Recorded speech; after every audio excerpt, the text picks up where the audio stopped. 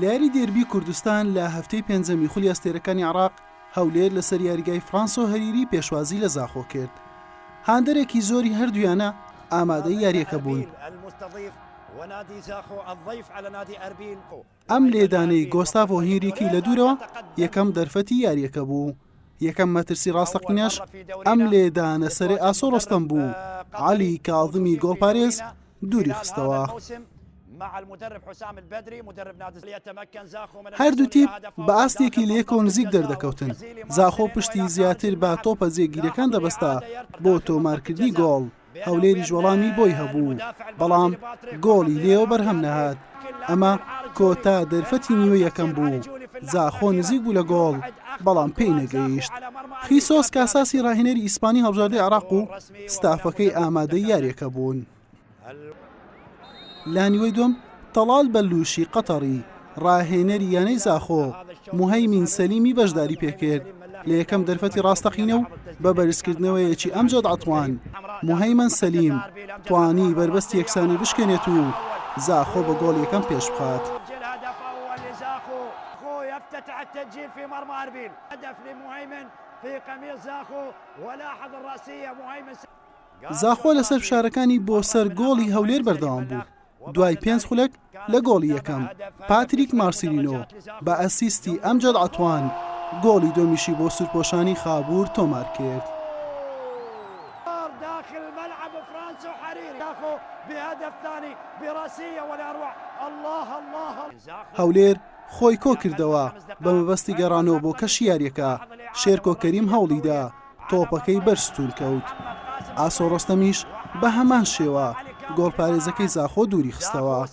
ئاسۆ جارێکی دیکە هەوڵیدا ئەم جارە بە قاچەکانی، بەڵام تۆپ چوارچێوەی گۆڵی نەگرت. کۆتاخولەکان باڵادەستی زاخۆی زیاتر پێوە دیار بوو. مۆیسس لێدانێکی بەهێزی ئاراستەی گۆڵی هەولێر کرد. لێدانی گۆشەکەشی هەر مەترسیدار بوو لەسەر گۆڵی کوڕانی قەڵاو منارە. ئەم لێدانەش هەر هەڕەشە بوو لەسەر گۆڵی زەرپۆشان. ئەمەش دوافشاری زاخۆ بوو.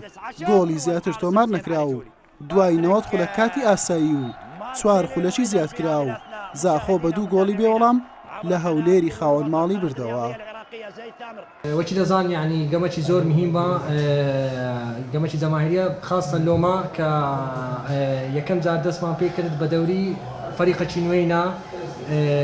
لەو گەمەیە ئینشاڵڵا دەستمان پێ کرد 3 نقطەی مهمانینا لە دەرەی مەلعەبی خۆمان. لەو گەمەیە ئینشاڵڵا دەست پێ دەکەین و ڕقەمەشی زەحمەت دەبین ئینشاڵڵا لە دەورەی عێراق.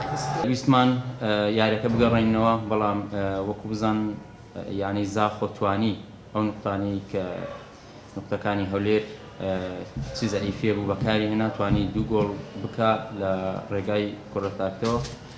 بۆیە ئێمەش زۆر هەوڵماندا بەڕاستی دەمانتوانی بگەڕینەوە، بەڵام چانسەکەمان زۆر کەم بوو. یاریێکی باشمان کرد، بەڵام ئەوەش تۆپانیە تر بە هەر حاڵ دەبێت بیر لە داهاتوو بکەینەوە و ئەم یاریە دەبێتین. بەم شێوەیە زاخۆ بە یەکەم سەرکەوتن لە خولەکە گەیشت. کۆی خاڵەکانی بۆ 6 خاڵ بەرز کردەوە و هەنگاوی بەرەو ناوەڕاستی ڕیزبەندینا. هەولێریش بە 4 خاڵەکەی پاشەکشەی کرد بۆ خانەی حەفدەی ڕیزبەندی. لە هەفتەی شەشەم پێنجشەممە زاخۆ پێشوازی لە قاسم دەکات. هەولێریش ڕۆژی دواتر لە بەغداد دەبێتە میوانی تەڵەوە. حوسێن محەممەد، کەناڵی پێام، هەولێر.